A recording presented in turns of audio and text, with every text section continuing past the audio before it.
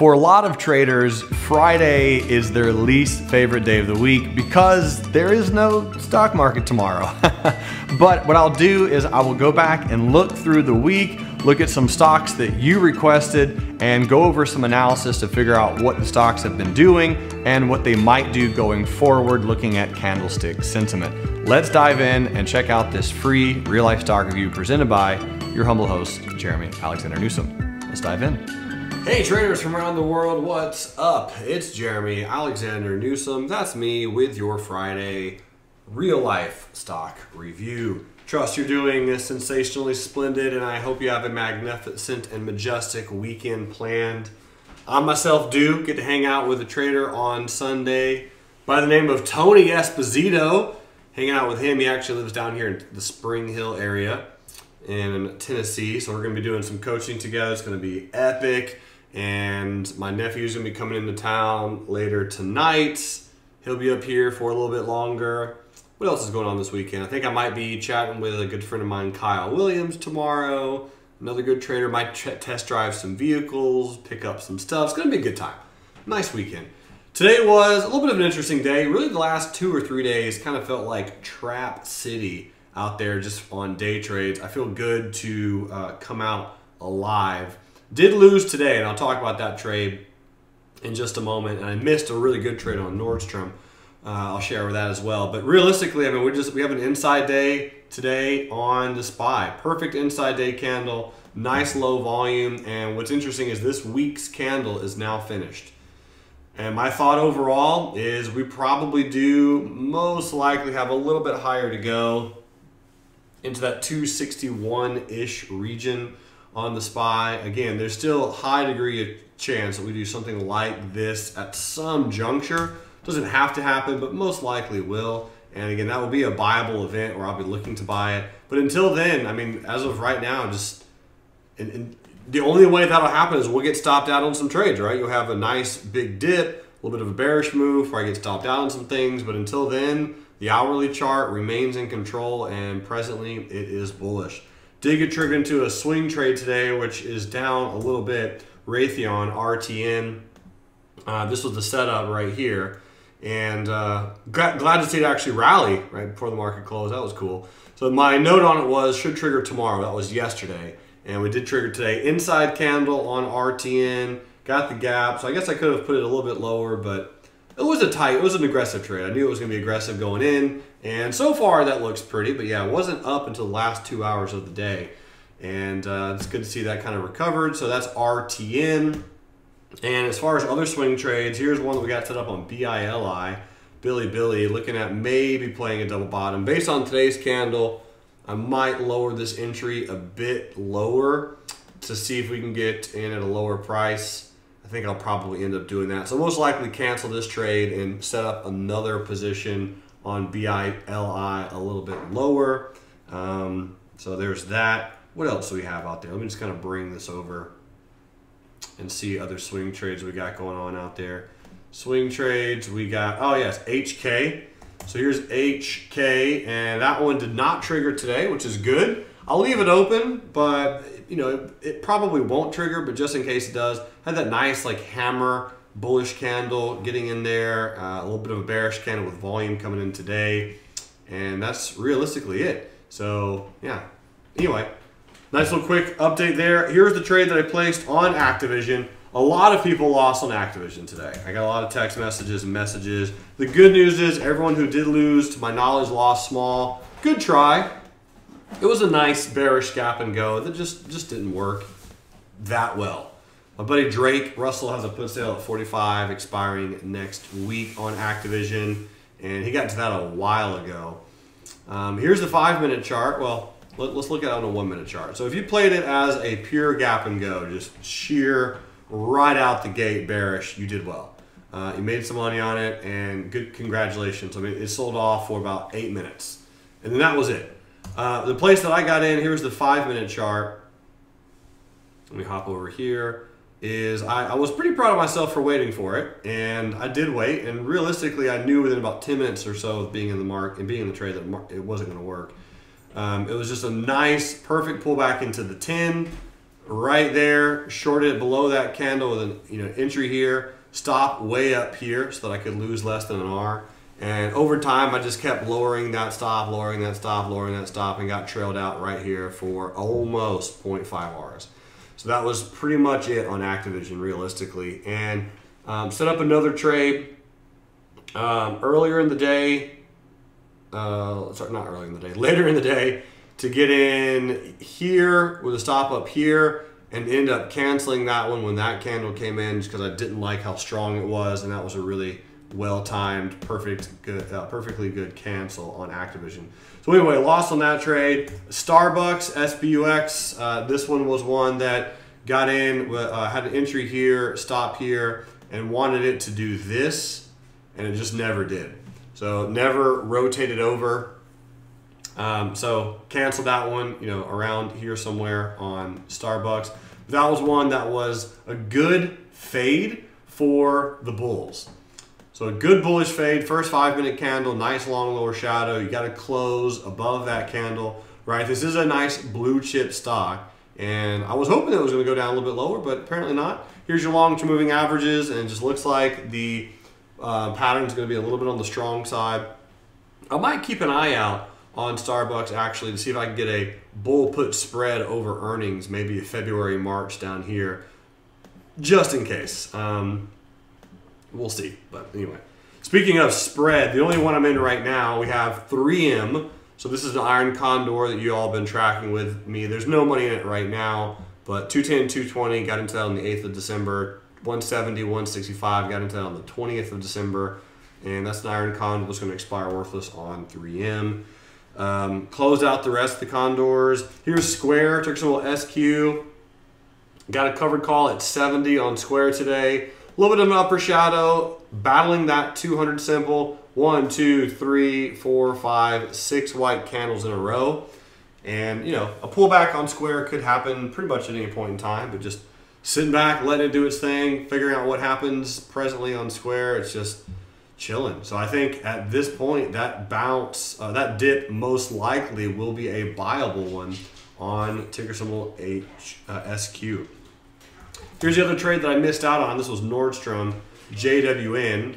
And this was a pretty good fade that I was watching earlier today. So you can see a white candle, gap down, ended up filling that gap. But this was the rollover. So here's the 5-minute chart, and a really big miss on my part. So beautiful hammer candle, very good volume. And this is one I was just happened to be watching at that particular point in time. And once it closed below that candle, all right, this bearish candle came in. I was like, yep, all right, people are trapped. Let me get in. And my entry was 48.17 with a stop up here. Why 48.17? I was trying to be cute. Pick the exact top. I really should have done exactly 48.13. The low of this bullish candle should have been my entry. High of this candle was 48.13. Most likely would have gotten filled. It would have been a beautiful 1.5 hour trade. And would have been up on the day. Shoulda, coulda, woulda. Didn't set up that entry correct. Did everything right other than the actual inputting of the order.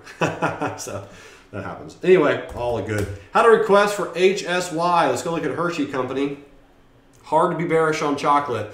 Hershey's trading sideways right now, and it's just pinging and ponging off of the 100 simple on a daily chart. Here's the weekly, and it's also on the week 100 on the weekly. So realistically, Hershey sideways to bullish, bullish to neutral. I like it for some type of option position, some type of bullish to sideways trade. I would say maybe a put sale at 100. There is some premium for February, which is over earnings, but I like this one.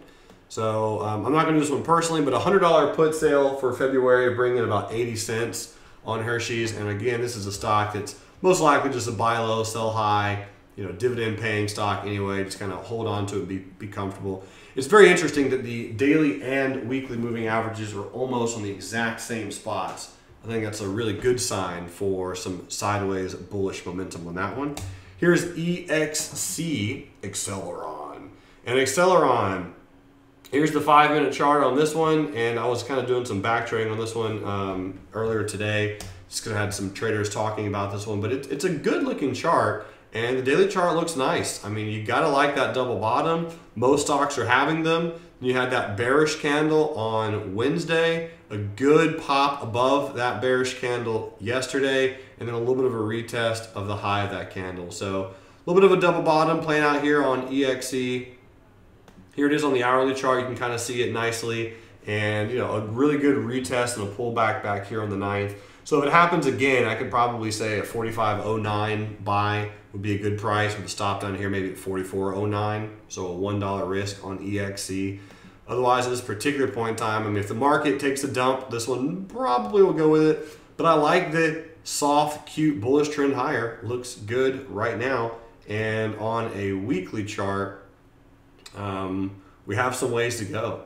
I mean, we have a long way to go. This was the resistance here at 45.11. We actually broke out of it, retested it from the top, and looks like it's gonna slowly keep grinding higher. Had another request for RIG, R-I-G, and RIG is just chilling. So this is an energy stock that made a really interesting low, made another low over here. And then at this particular point is rallying. So my thought is this will be a fun one if it can get a pullback because you have such good support down here. This will be a fun one to watch out for, just some sort of retest. In fact, you're down 3% today, and if it takes out the low of yesterday's candle, not saying it will, but if it does, which probably will, retest into here, I think this would be a good buying spot around 7. I mean, still a large company. Fun stock, used to pay dividends. I've done numerous put sales on this one before, and I actually really like that pattern. Let me go see if there's any premium on RIG. $7 for February. Yep, there is some premium down there. Okay, cool. Let me throw that one on the list for next week, and I might just do a put sale on that. I've done a few, and it's really not in a super expensive position, not a super expensive stock. Pretty fun to trade. Options on it are okay, and I like today's down day. So yeah, a little bit of a pullback lower, and I think this one could be a good one to keep your eyes on. IQ, I missed a bullish trade on this one. Unfortunately, should have gotten in on the retest of this day right here. This was January 8th. That was the day to get in. You had a beautiful bullish gap and go on the 4th. So I mean, realistically, your entry should have been there with a stop there. And you know, once the next day candle came in, on the 7th, entry should have been right between those two candles, and then, you know, stop down here, same thing. So we've been up pretty much an R on IQ, and been keeping an eye on that one for a trade, but just said, you know what, I probably missed it, so I'm just going to wait it out. I do think the 50 will be a strong resistance. The question is just how strong. That part I really don't know, but what I can say, it's really interesting that IQ did take out the low from the support back in its IPO price. I actually like it a lot when stocks do that because tons of people get in at these prices and just set a very easy basic stop right below those lows. And then when we punch through it, stop small out, and then we get a good bounce. So a lot of trapping came in that time frame in December. So I do kind of expect IQ to potentially slowly trade lower, but based on the IPO after what BABA did, there's a lot of similarities on BABA and IQ. So my overall thought is we actually do something like this, and then this, and then that. Because that's almost exactly what BABA did. There's a lot of similarities. If you're gonna check out that chart, you'll probably see it. But anyway, that's worst case scenario on IQ. From here, it certainly is at least watchable for some bullish positions, in my opinion. All right, next on the list, we got ourselves a request for Carvana, CVNA, and I'm in the car market, and I have been looking at Carvana, easy to use, fun stuff, posted a solid double bottom, good neckline closure on the 8th, excellent retest yesterday, really good candle today on Carvana.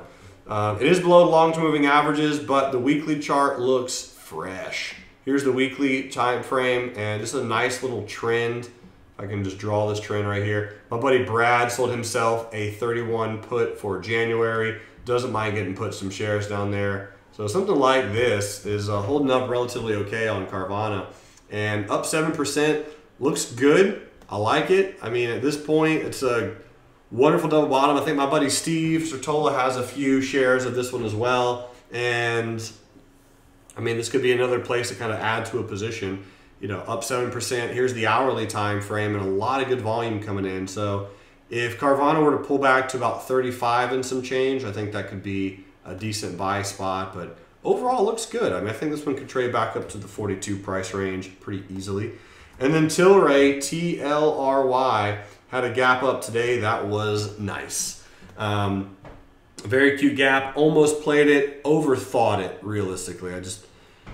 I'll talk about it in a second. But the 100 simple was a good target. This is the spot where it just ran into and then free fell pretty much the rest of the day. But here was the gap. It was a very nice gap. And shout out to my buddy Wildemore over there he's from Poland, but I think he lives in the UK. Played Tilray like an absolute animal and sent me that chart. Here's how I wanted to do it.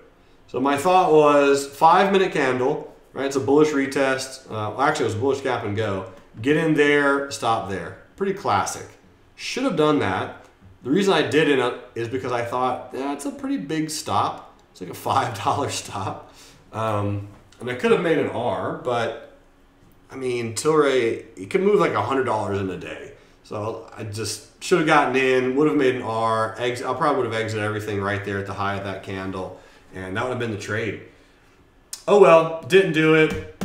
That's TLRY, and from here, I have no idea what this one's going to do, folks. I mean, I like the hit on the 100 simple, but I'm still not a believer. This particular stock, I think on earnings back in November, reported that they lost, what was it, like millions of dollars. So pretty much the joke on Twitter was, it's a company valued at hundreds of millions of dollars and they lost money trying to sell weed.